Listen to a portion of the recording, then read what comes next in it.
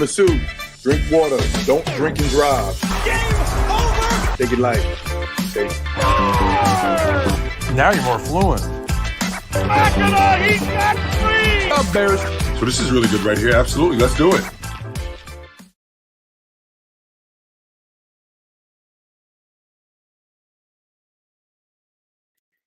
Hello, everybody. This is Ori B from Hoop Social. I am the lead for the Creator Hour. We are here on the Sports Fluent Network to provide you with some excellent content, hopefully. Today, we have a very special episode. We got Coach Daniel from the Big Red Weekly. We're talking Derrick Rose's retirement. We're talking some NBA Eastern and Western Conference predictions. And then we're going to play a little better or worse with Jayson Tatum. So, welcome to the Creator Hour. This is the place where legends reminisce. Let's go. Get your popcorn ready, it's a show you can't miss. Welcome to the Creator Hour, where legends reminisce.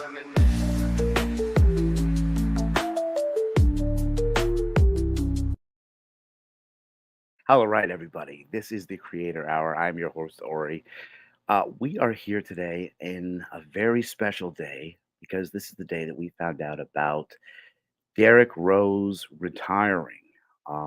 Derrick Rose has been a very polarizing player because he's somebody that his prime was so incredible and so short-lived that it seems like kind of one of those flash in the pan, great what if stories in NBA history.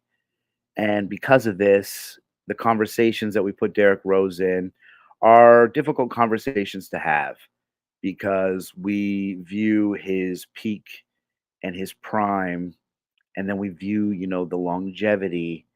And because of his injury, he wasn't quite able to be the player that he was projected to be. Uh, we still are in a position where we don't want to hold that against him either. And given all the things that he's produced, I mean, I'm not going to lie.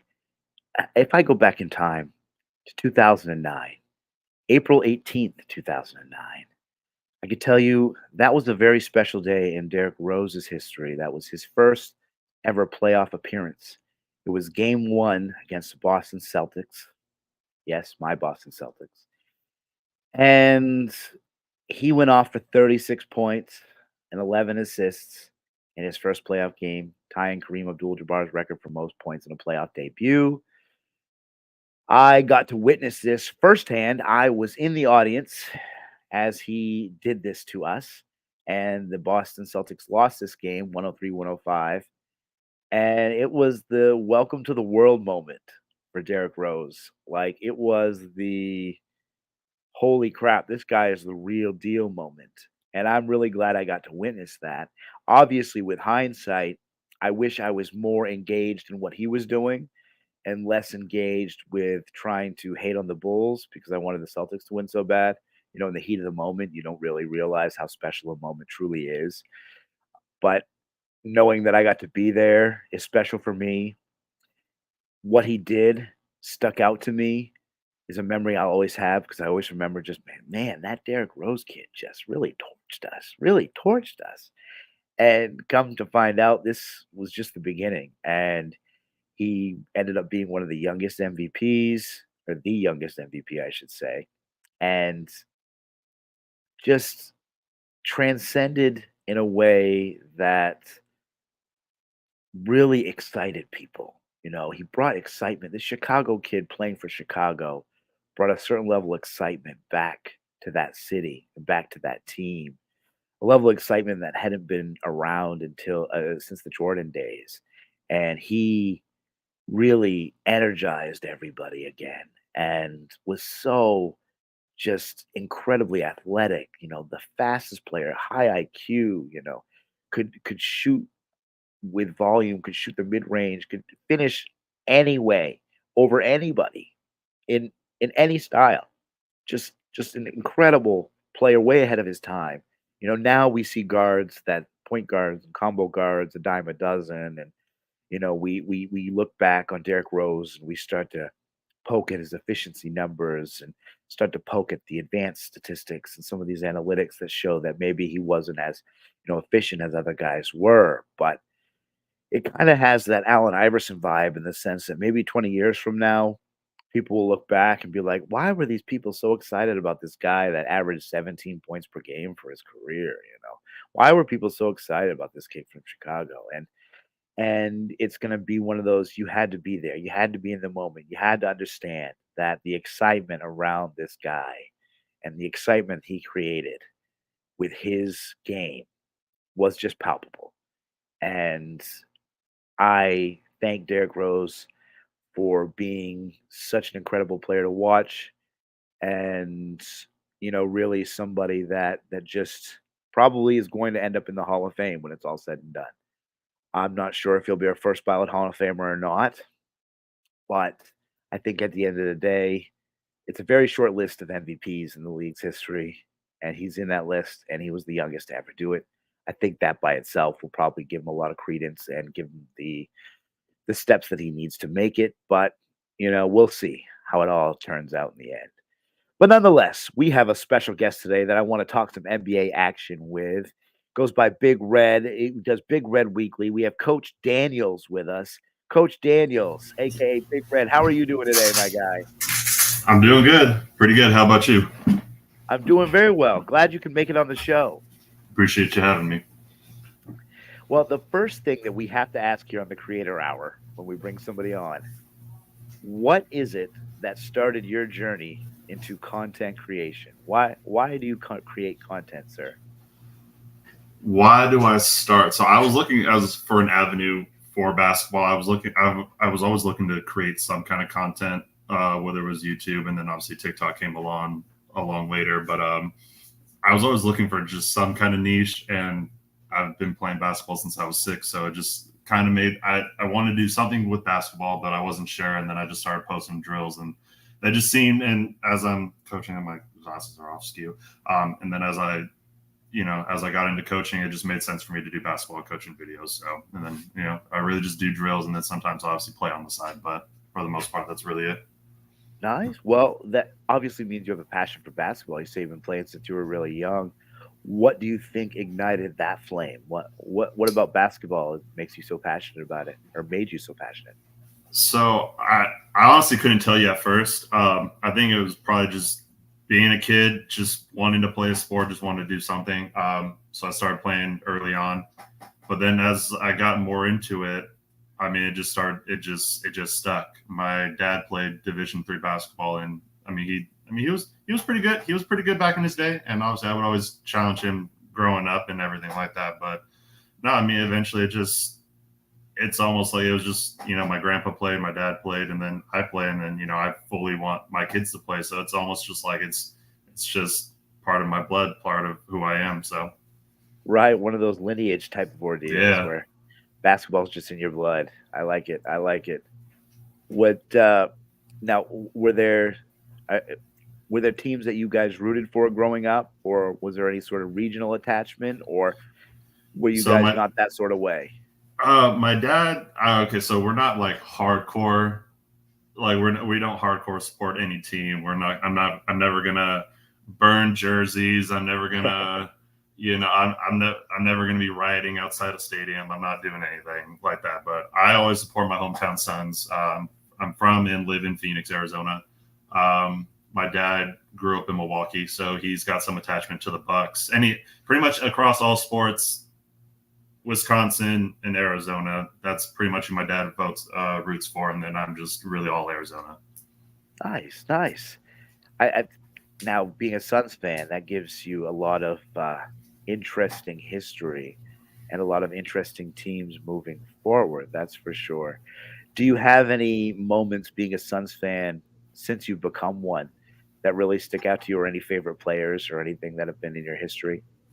You know what really hurt me, and I wouldn't say these are my favorite Suns players, but this is just something that really hurt me recently, was the Cam Johnson and Mikal Bridges when they were sent to Brooklyn. That really hurt me. I really liked both of them on Phoenix, so I understood. Like, I'm trading them for Kevin Durant as well, but that really hurt me. You must have a lot of mixed feelings about the current squad too, I imagine. Yeah.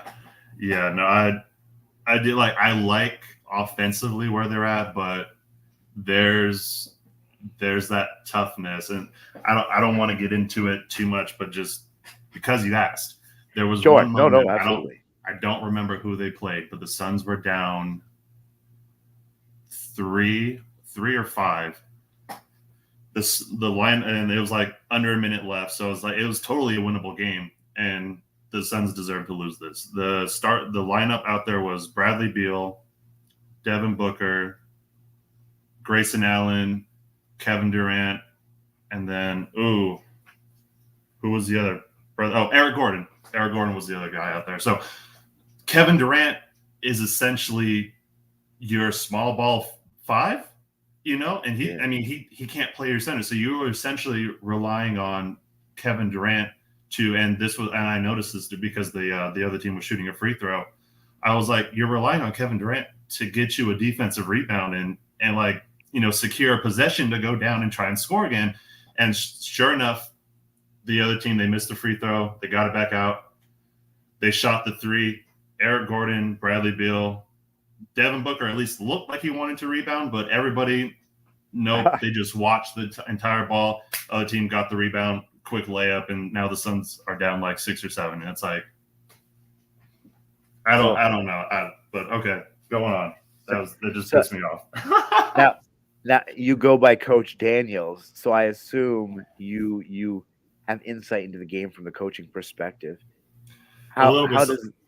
Oh, go ahead. No, go ahead. My fault. No. I was just going to ask, what kind of insight do you have from your level of coaching experience?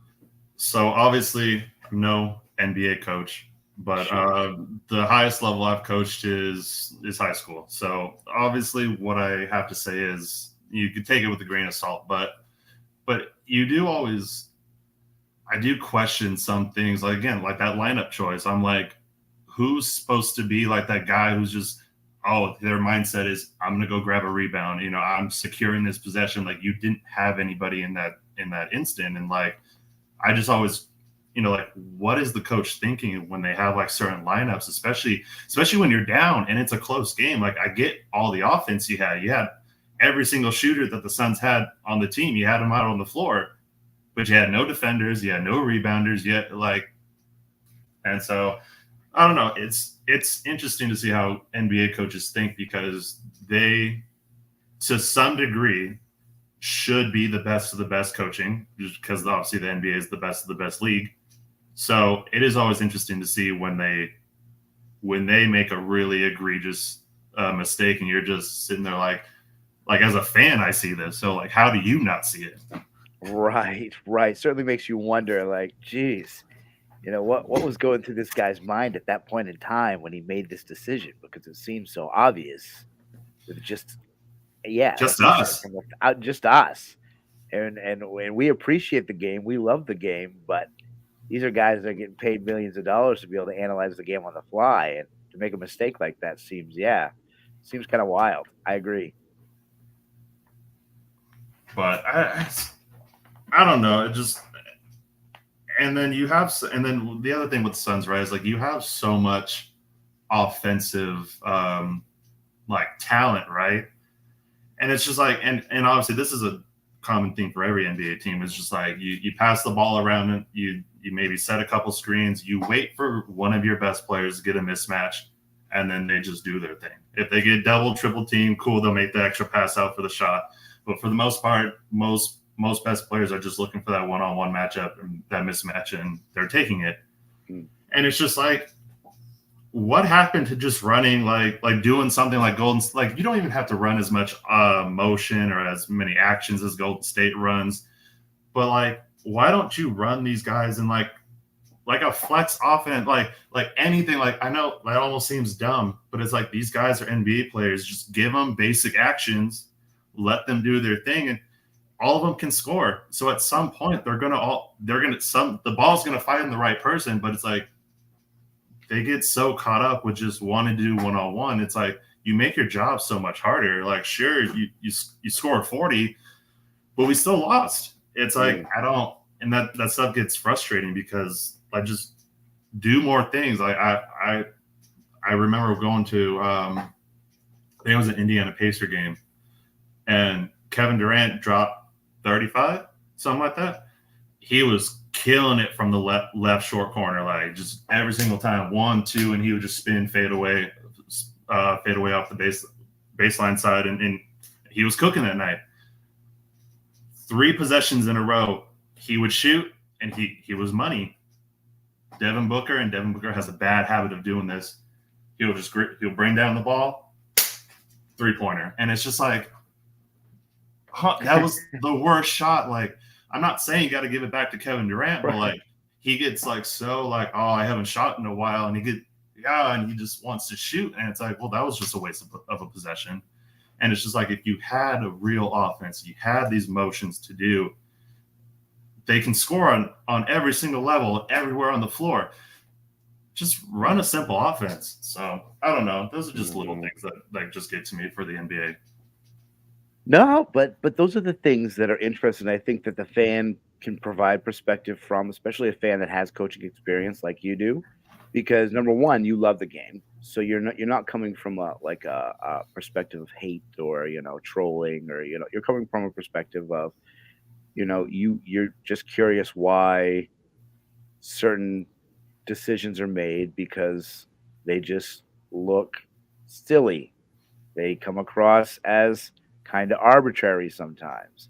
Some of these things are, like you wouldn't see them in lower levels because of coaching and higher level thought. So it's interesting. It's definitely interesting. Speaking of the Suns, I do want to move a little towards Derrick Rose, and I have to say, speaking of the Suns, because one of his best plays ever was him dunking on Goran Dragic. And that is Project, constantly in every highlight reel. Yeah, exactly. Like what you just don't you know and that Rose man just kept can go raising upstairs. higher. Exactly. We've all seen it a million times. Oh, Derrick Rose, we're gonna miss him. What a career. What do you have any Derrick Rose thoughts, or any things about Derrick Rose that you would like to say, or any memories or moments that were special to you, or favorite highlights, anything like that? Honestly, I love probably the one memory, or like the one play that will always stick out, is that game winner in, what was it, 2015 or 2016. Derrick Rose hit the buzzer beater against the Cavs, and he was all just the stone cold, like, just, this is what I do. So that one always sticks out. But I hate to be a hater, but I don't know if Derrick Rose should be in the Hall of Fame. Oh, I don't. see this. Don't know. I had to bring it up in my monologue. People have been talking about it, and I hear you. I've gone back and forth so many times, and a couple things have kind of swayed me. The one thing that swayed me was the MVP. The MVP was something that, at his time, with hindsight, we all question it, but at the time, people weren't questioning why he won that MVP. It was a landslide. Mm-hmm. And to me, that means something, because there's only been 40 some odd MVPs in league history. Having that and being the youngest one to ever do that gets you a key to somewhere. I don't know if it's the Hall of Fame, though. I don't know. Should he get like a jersey retired or something by Chicago? Sure, that I wouldn't disagree. I wouldn't bat an eye. But you're talking about the Hall of Fame, and I feel you with the MVP. I actually have Basketball Reference up here, just because I knew I was going to have to reference this at some point. The MVP thing, right? Like, I totally get it. He deserved it. He was his third year in the league, so he was 21, 22. He was 22 when he technically run it. 22. I just don't like, it's the thing surrounding. If his resume right now, instead of a 3-time All-Star, 1-time All-NBA, like, stuff like that hurts him. Like, if he's 4 or 5-time, All-NBA, cool. Like, honestly, I wouldn't even argue it, but it's just the part where he was actually really, really good was so short that I can't really like he won the MVP. and then got injured the next year. Like that, I know. that hurts so much. But we got like total probably like 300 games of incredible Derrick Rose in a 700 game career. We got like 300 of incredible D Rose. Like, is that enough? You're probably right, but like aesthetically, I feel like he's just on a level that like it kind of feels AI like to me because kind of has this like a kind of this iconic status that I don't know, man. I don't know. See, the thing that gets me about this, and this conversation kind of reminds me of like when people have to argue the GOAT debate, who's the GOAT, Jordan or LeBron. The thing that people nowadays can't comprehend, right, is that Jordan did something for everybody. Like he changed the league, right?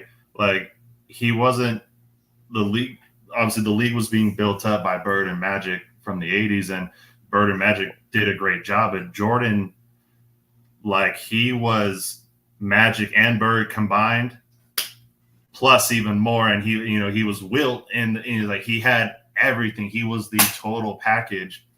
And at a time when there's no social media, and he puts the league on the map, you can't recreate those types of feelings that people had when he played, right? So like when old heads are saying, Jordan's the GOAT, LeBron can't do anything, like yes and no. Like people have that personal feeling that they put onto Jordan, and that's why they put Jordan up here, but it really has nothing to do with basketball. And so you got to take that part out. But that's the part that we don't understand, is that he made them feel a certain way. Derrick Rose made, especially Chicago, he made Chicago feel a certain type of way. So it's like you can't take that away. And so with that, and I totally feel that. Like I want Derrick Rose to be in the Hall of Fame, but realistically, what I put in there, I mean, honestly, if I had a choice for the Hall of Fame, probably half the people in it wouldn't be in it. Like I think the Hall of Fame, or at least there should be tiers, like a gold, silver, and bronze tier because I'm sorry, but I know Charles Barkley was amazing player. But you're not telling me he's on the same level as Jordan and LeBron, or even Shaq, right? Like these are gold standard. He might be a silver. He was still really good, but it's like there should be tiers. So then, like, if there was tiers, I could be convinced that Derrick Rose should be a bronze tier Hall of Famer, but you just have like this whole like kind of just set a broad set. I don't think his career was long enough. That's really it. I think it's really just his length of his career. Other than his play style, what he accomplished, I think that's fine. A little longer, no question. Yeah, and I think that's going to be by and large what probably keeps him out, and it's going to be a conversation of how good was this peak relative to the peaks that are in the Hall of Fame, and then all of a sudden, yes, the longevity stuff, because we try to compare him. I did this earlier and tried to compare him to some players that have played smaller samples of games and had short primes, people that have made the Hall of Fame.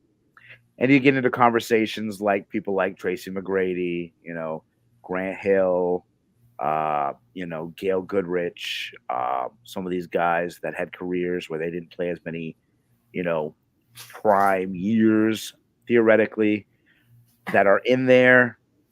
But I still feel like their primes ended up being longer even than Rose's, and that's tough. So, I'm looking at Tracy McGrady's basketball reference page right now, like his 7-time All-Star, the 7-time All-NBA. I'm telling you, that you put Derrick Rose as MVP right there, no question about it. He first ballot Hall of Famer.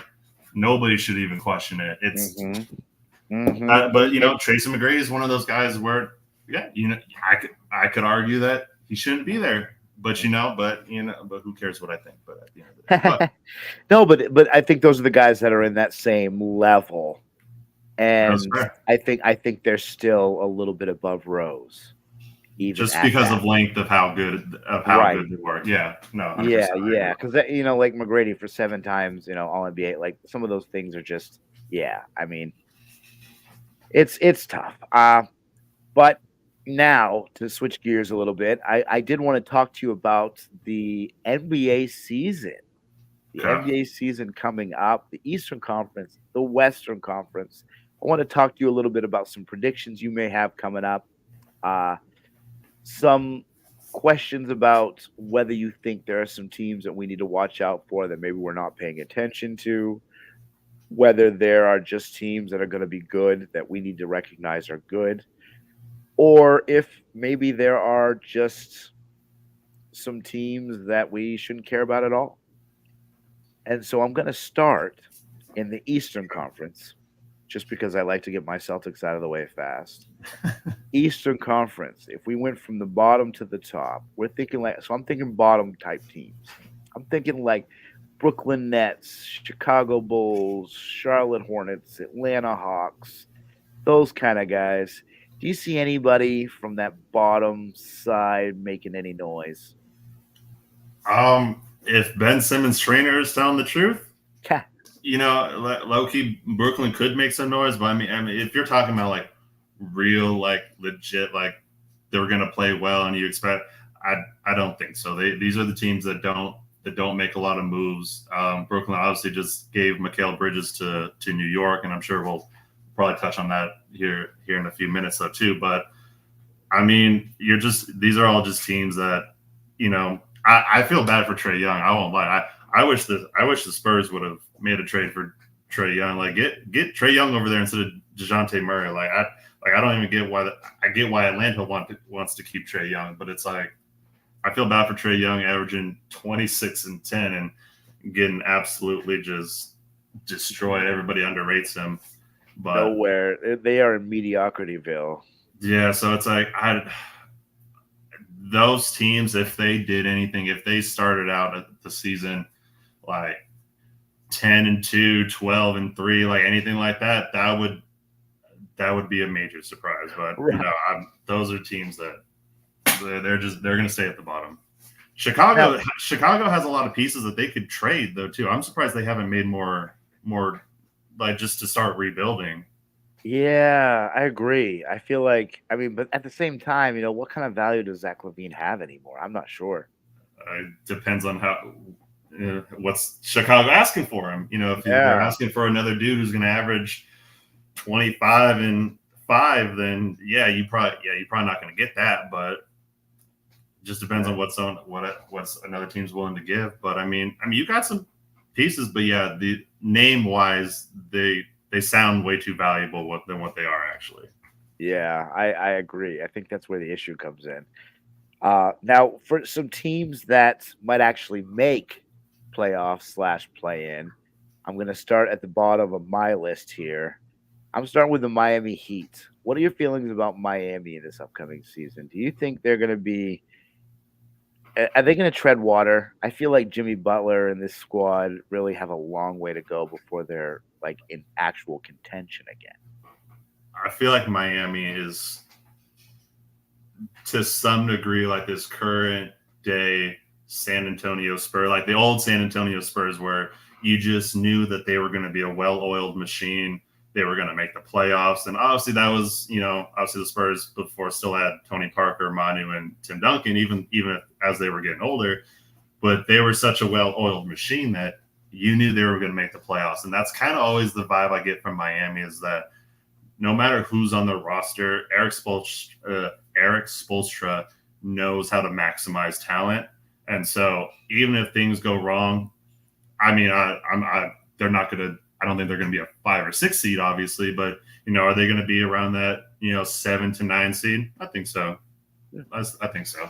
Fair. They're still young enough. Jimmy's still good enough, so I think they got some stuff. What about if we move on to a team like Indiana? How about the Pacers? The Pacers made it to the Eastern Conference Finals last year, kind of fluky, but I don't see them doing that again. But what do you feel about this Indy squad? Talking about another guy that's a little underrated, Tyrese Halliburton. Like, I just feel like he was one of those dudes I think you probably could have left off this past Olympic team, but I do like that he was on it because you got to have some young guys that are going to start carrying the next 8 years or so, the next couple Olympics. So I like them. Do I think they're going to be better than any of the other top teams? The other teams that we're probably going to end up talking about here in a minute. I don't think so. I don't even think they're going to be better than they. Okay, I think they're going to get better, but do I think they're going to make it back to the Eastern Conference Finals? I don't think so. I think there's going to be other teams that get better. I think they're going to be solid. I don't think people should want to play them, but championship, I don't see it. But playoffs, solid playoff run, yeah, it'll happen. They got enough pieces in there that they're a solid team. Now, how about the Orlando Magic? Okay. If you're facing the Orlando Magic in round 1, does this squad give you nightmares?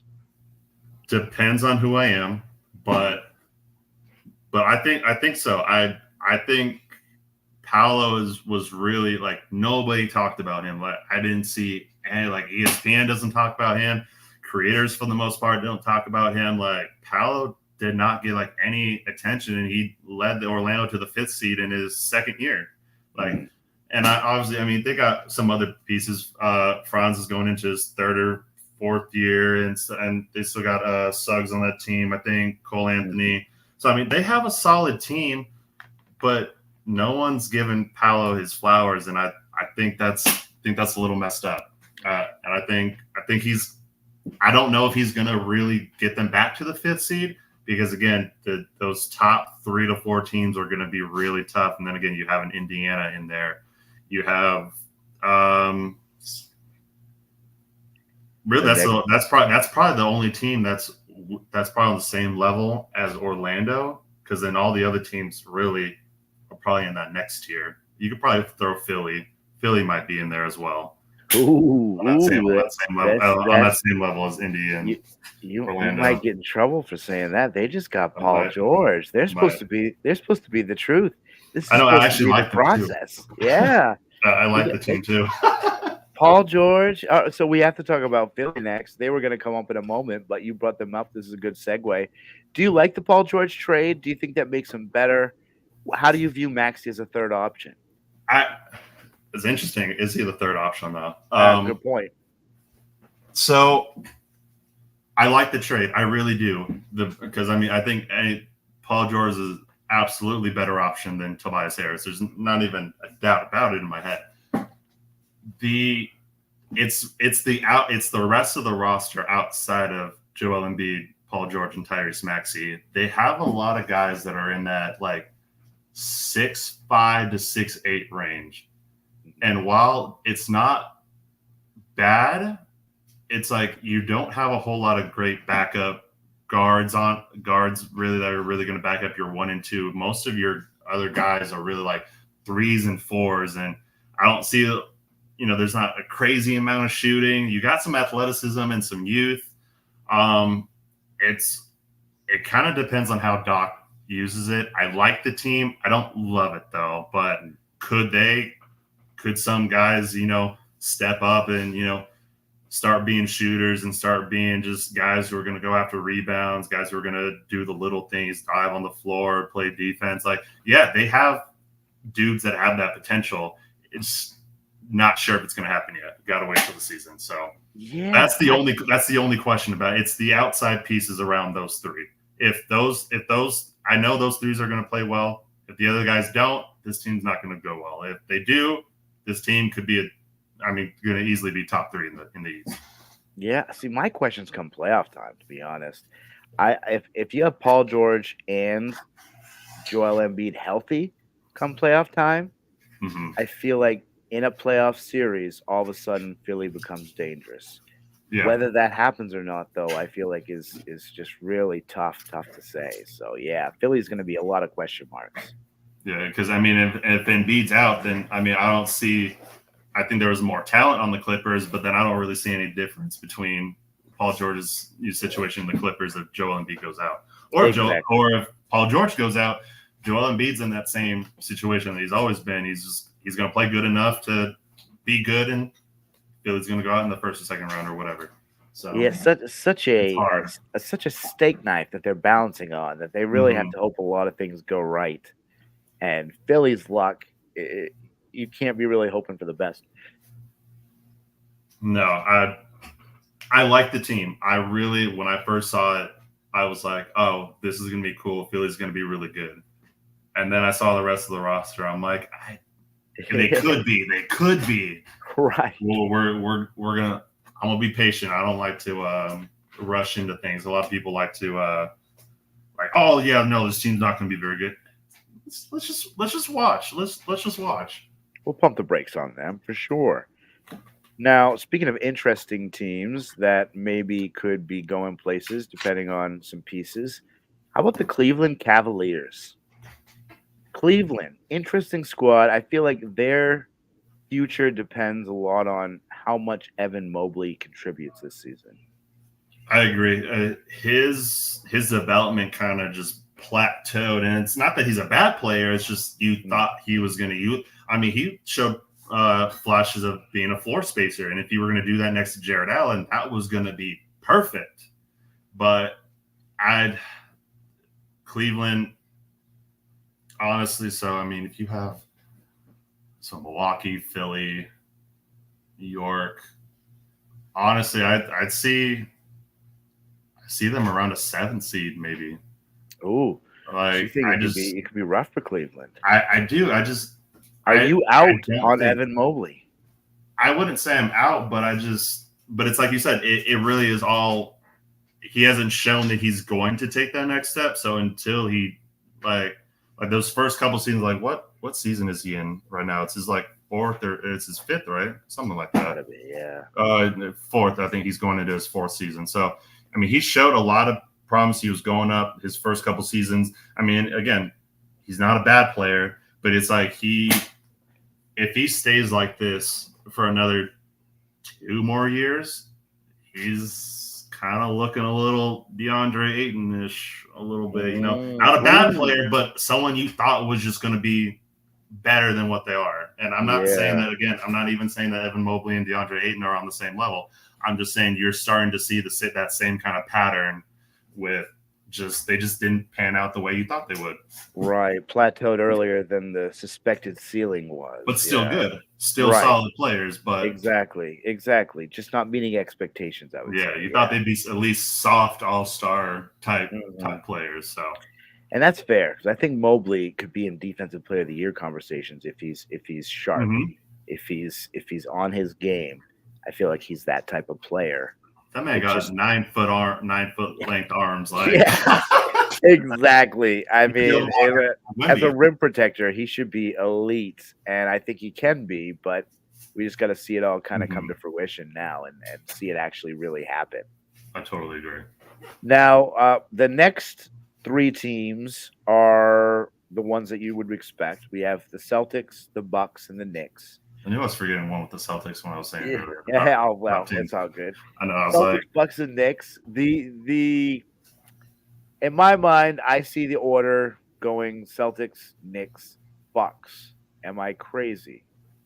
I'd probably agree with that. I would probably agree with that. I think Milwaukee's going to be a little. See, this becomes the question, right? Like,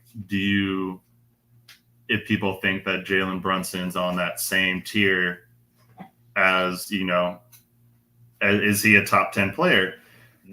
By the numbers and technically by their success last year, I would probably have to say yes, he is. But like, hard to argue. You know, but like a Jokic, an Embiid, a Giannis, like those, or a Luka, like those types of players where you like, no, these guys are otherworldly. Like they are for sure the best of the best.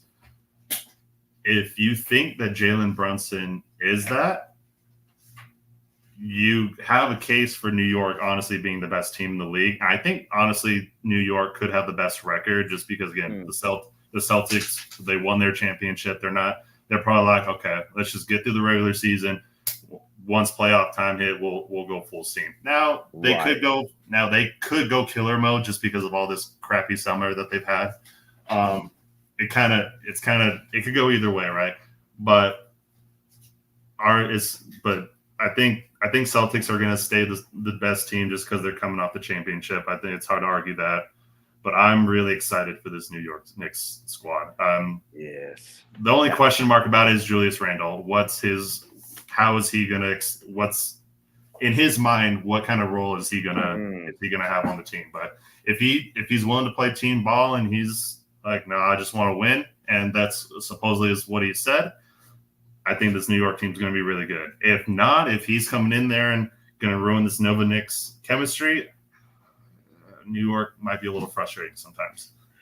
And New York fans will tell you that they are surely not optimistic, but at the same time, this has got to feel good to have New York be as competitive as they are. And you know that this Knicks squad is going to give you their all every night, which is the key with Tom Thibodeau's squads. So I'm just they put fear in my heart as a Celtics fan. More than the Milwaukee Bucks. As I mentioned, I put them third. What about this Dame Giannis experiment do you think is not working? And do you think the second year we'll see better progress? You would assume you'd see better progress.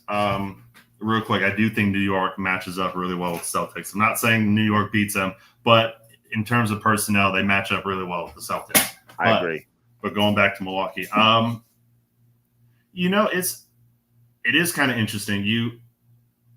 I don't remember who first said it, but one of the things that I remember hearing a creator say was that they wondered why back in Philly that Ben Simmons and Joel Embiid didn't do any like inverse pick and rolls where, Ben Simmons is almost the roller, or no.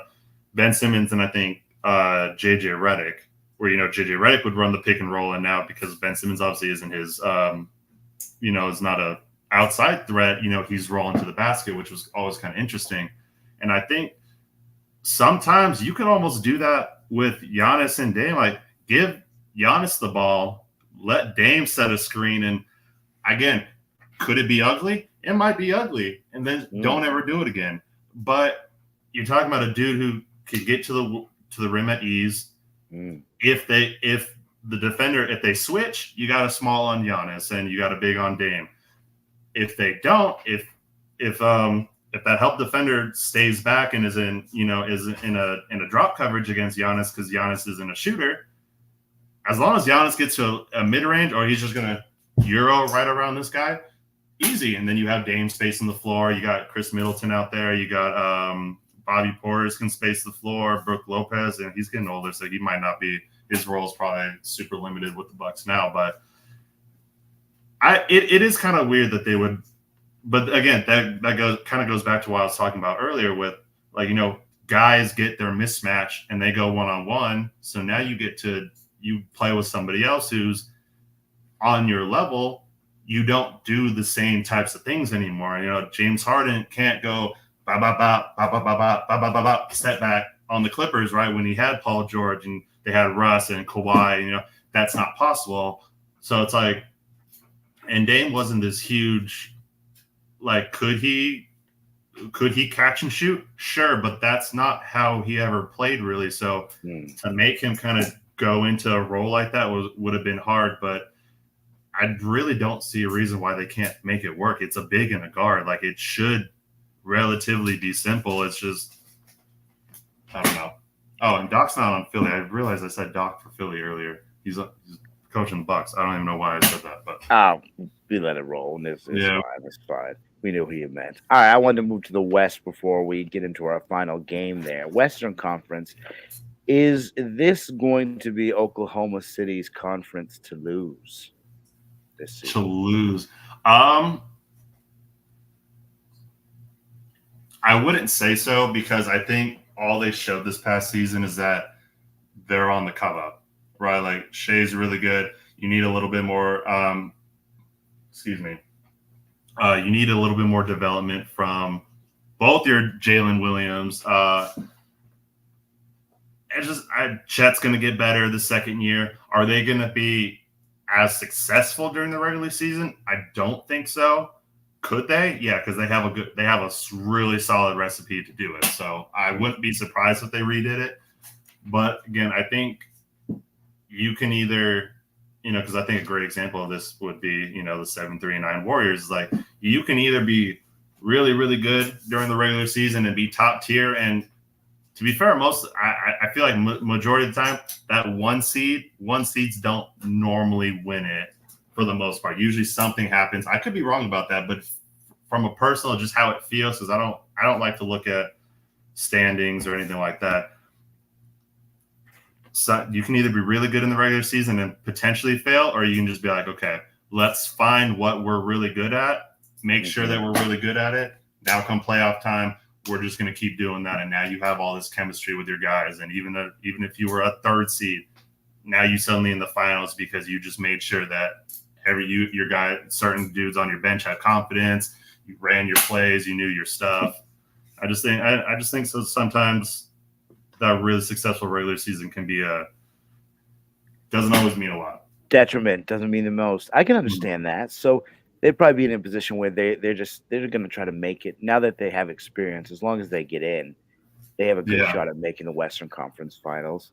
How about the Nuggets? Disappointing season for the Nuggets, losing to the Timberwolves. How do you like their chances of making it back to the conference finals? Their run low-key might be over. I like because they picked up Russ, right? They did. Okay. I like that because Jamal Murray was injured there for a while. It's just I don't know. Russ is an interesting fit.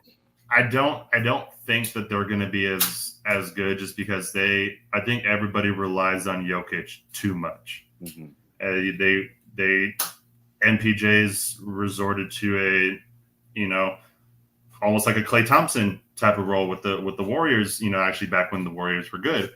It's like and obviously Jamal Murray does his thing, but if Jamal Murray's out and everyone's just looking at Jokic like, okay, you do something and I'm just gonna wait right here. Like, I'm open whenever you're ready for me. Like, you can't do that. Like, you have to have different actions, different plays for different situations. And I just feel like while the Nuggets may be able to body the Lakers, obviously they can't do that with everybody. So they have to learn to play without, or they have to learn to not rely on Jokic so much. And I think they do that, they can make some noise. But I think unless they get somebody who's going to take them over the line, I think Western Conference Finals, I think stuff like that's done for them.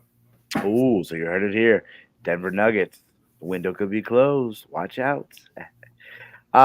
With that being said, a team, you mentioned the Lakers. The Lakers seem to be kind of like a hot mess from the outside looking in. But if we wanted to try to predict what could actually happen next season, do you see this team as closer to the play-in, or do you think they could actually make it as a 4, 5, or 6 seed?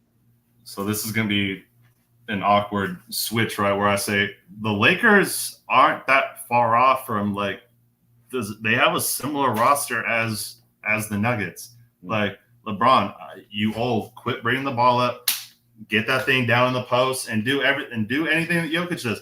1, 2, as soon as the double, and you got one guy in the short corner. Okay, if your guy leaves, I can throw the lob to you. If the guy on the wing, if his man's helping on the lob, I'm throwing it out. I'm kicking out to the 3. Like, LeBron is smart enough for this. And I watched the Nuggets play, and I'm like, wait, why can't the Lakers do this? Like, LeBron can do anything. LeBron's arguably the GOAT. He can do anything he wants on the court. Yeah, he can make he's arguably one of the greatest passers of all time. He can, or is arguably the greatest passer of all time. Sure. He can make all those plays. Anthony Davis can, depending on how he's feeling that game, he can either space the floor or he can be in that dunker spot where Aaron Gordon usually is. You still have D'Lo where, again, he can be that shooter on the weak side corner or weak side wing. And it's like, you have these similar pieces, you have these shooters, you have these athletes. And I'm like, why don't you do something similar to this team that keeps beating you now? Why don't you just copy something that they do? Like, right. It should work. Yeah. Absolutely. Like when somebody has a blueprint, typically that's usually what happens is people start going, oh, let's use this strategy. Like, it's like, again, NBA coaches that don't know what you're watching, and I don't know what's you're just like, is it ego? You're like, I'm not going to use it. What that coach Yeah. does. Like, I don't know what it is. Like, but I don't. How dare I? Some of these rosters are so similar that I'm like, well, if you're not having success, but they are, like, how about you compare? Why don't you like look Right. at what the difference is and go from there? Like, it shouldn't be that hard to figure some stuff out. We don't have a ton of time, so I'm going to combine a few of these real quick. I'm curious, who goes further in your opinion? Steph Curry and the Warriors, or your guys, Kevin Durant and the Suns? Suns. Suns. All right, fair enough. Fair No, enough. I'm gonna root Suns, but two reasons. One, I think overall the roster is better, or at least more talented. Now, coaching wise, I don't who knows what our coaches are gonna end up doing.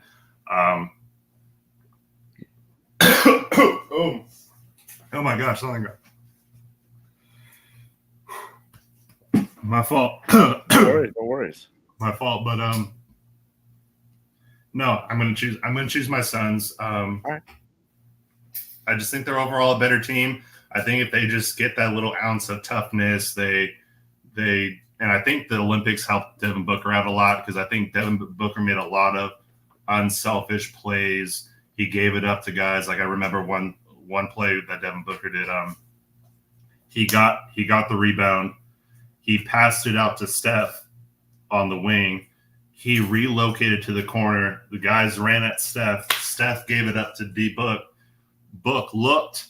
The defense ran right over, and he gave it right back up to Steph. Steph wide open three, and he drained it. And it was just like, it's little stuff like that. It's like he was so unselfish, and he made he would just go play defense. He would make the little plays, and I think something like that probably helped him a lot. And I hope he takes some of that into this season. And if he does that, I think the Suns could be decent. Yeah, heck yeah. I like that. I like the way we finished there. All right, finishing strong. Now, what we do here on the Creator Hours, we like to play some games. I like to play a little.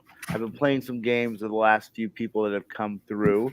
And because of Richard Jefferson, of all people, he inspired this game that we're about to play. Richard Jefferson, as you know, was on Twitter and ESPN, and basically said that Donovan Mitchell could replace Jayson Tatum, would still put up 25 points, and the Celtics would still win the championship. I don't disagree that he would still put up 25 points, but to me, replacing Jayson Tatum with Donovan Mitchell straight up and saying that they would accomplish the same thing, I would have to hear your argument. That being said, the game that we are going to play is better or worse. I want to know if the Celtics are better with the player I say or worse better with a player or worse with a player, compared to having Jayson Tatum. My apologies. There we go. So we're going to start a little simpler here. I'm not going to go crazy. We'll start with your guy, Devin Booker. Are the Celtics better with Devin Booker or worse with Devin Booker compared to Tatum? They might be a little worse. I think they'll be a little worse. And again, it's one of those things where, again, it's like I was talking about earlier. Devin Booker sometimes will get into that mode where if he hasn't shot the ball in a few possessions, he's going to come down and he's going to get a shot. So, and when you have a good team like the Celtics where everybody's talented, everybody can hit shots and stuff like that, like you can't just force things to happen. And I think, I think Jayson Tatum sometimes will. He was better this season where he was attacking the rim and something, but he settles a lot for the jumper, and that's the part that worries me sometimes about Tatum. But with Booker, I think I'd still choose Tatum over Booker though.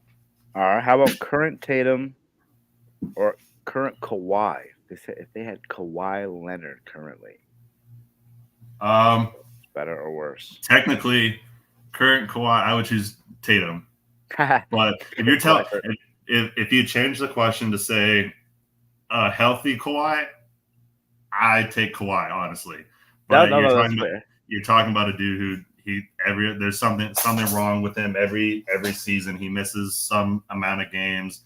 I can't trust that. I can't trust that he's gonna be around when we need him and stuff like that. If I get guaranteed 70 games plus all, plus 20 playoff games, cool. Yeah, no, actually, I'm taking Kawhi Leonard in a heartbeat. But no, I'm current Kawhi, nah.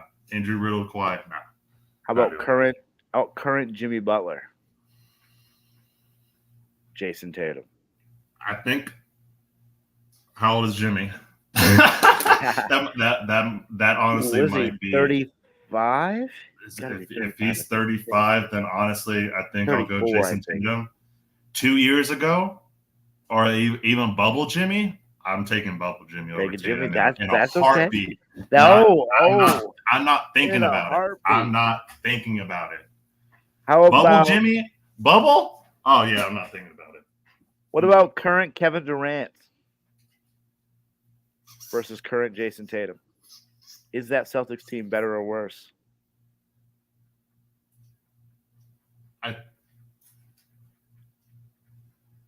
I want to say that they're better with Kevin Durant, but honestly, that might be like similar tier, similar things are going to happen. Like pretty close, right? Yeah, pretty close. That one's hard to argue. I think that there used to be more of a gap. There used to be more of a gap, and I think the gap keeps getting closer and closer. And I think Tatum might have finally. I think 2 years ago, that 2021 where the Bucks ended up winning everything and Kevin Durant went crazy. Again, I'm probably going to take that Kevin Durant, but current, I'll probably take. It goes either way. I don't care which one I take. How about current LeBron James? Does he make that Celtics team better or worse? Okay, so how would they play with LeBron like that? Drew would have to be more of a shooter. Derrick White would definitely have to be more of a shooter. Honestly, yeah, I'm taking LeBron over Tatum. I don't honestly, even at this old age, I think the one thing he's going to always have on everybody is experience and his IQ, and I just think that's hard to replace. Sure. So, last guy. Luka. Luka was against Tatum. Would Luka have made that team just as good as Tatum made that team? Okay, so this is an interesting argument only because Luka is so ball dominant that changes everything about the Celtics. Mm-hmm. If that team would definitely be better than I think the current Mavs team is, but I don't know. He changes how that team would play so much that if you wanted that team to continue to play the way that they have been, I think you need to keep Tatum. There's a world where they are better with Luka, but again, the whole style would have to change, and Luka's definitely not going to change his style of play. So the Celtics would have to change. So that's the issue with some of those high usage ball dominant guys that they don't necessarily scale the same way. And that same thing would be with LeBron too, that you use that same argument with LeBron. And the only thing, again, I would say with LeBron, he going in his 22nd year, there's not a thing in the NBA that he has not seen. And that's the only difference between him and Luka right now, I would say. Absolutely. All right, man, this has been awesome. I need you to promote yourself a little bit. Let people know what are the best ways to find you and get to your content. Either TikTok or YouTube, Big Red Weekly. They're the same on both. No spaces, nothing. It's just straight Big Red Weekly. There might be a space on YouTube between Big Red and Weekly, but no, those are the only two places that I really post anymore. And I kind of got away from posting for a little bit. It just got to the point where I was like, you post. Like I enjoyed posting. I was doing it for fun at first, but then it almost became like, oh crap, I forgot to post. Like, oh, I need to post. And it almost became like something like I was required to do, even though nobody was requiring it of me. So I kind of got away from everything, but I want to get back, and I feel more energized to have fun creating content again. So I definitely want to. I'm going to start doing more stuff. So. Well, we're glad to have you. I'm glad to have you on the show. This was really a appreciate lot of the fun invite. for me. Yes, not a problem, my guy. You are now going to be in the list of panels of ex guests. So if we ever have another episode come up where we do a panel, I'd love to have you on again. To everybody that joined us, this is the Creator Hour on the Sports Fluent Network. This is where legends reminisce. Have an excellent night, guys. Let's go.